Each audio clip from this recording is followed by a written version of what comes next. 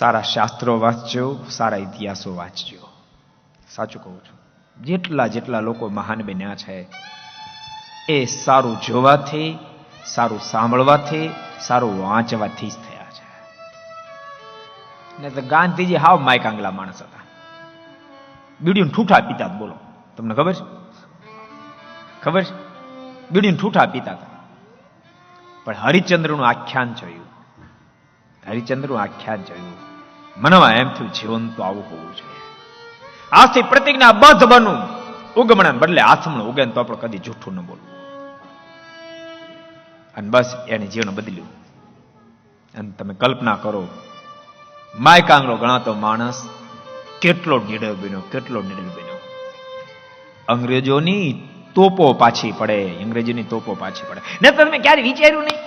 અંગ્રેજો હજારોની કતલેઆમ બોલાવી દીધી, હજારો ને ફૂકી માર્યા, ફાંસી લટકાઈ દીધા. એક ગાંધીજીને લટકાઈ દીધો, શું વાંધો હતો? તો વાત પૂરી થઈ જાત. સમજાય છે તમને? એની તમને હિંમત દેખાય છે?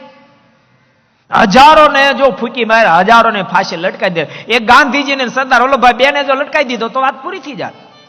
પણ હિંમત નહોતી અંગ્રેજોની કે ગાંધી અને સરદાર વલ્લભભાઈ પટેલને ફાંસી આપી શકે, કે લટકાવી શકે.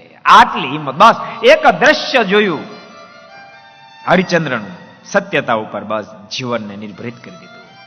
એટલે કહું, સારું જોવાથી માણસ મહાન બને છે, સારું સાંભળવાથી માણસ મહાન બને છે, સારા વાંચનથી વ્યક્તિ મહાન બને છે.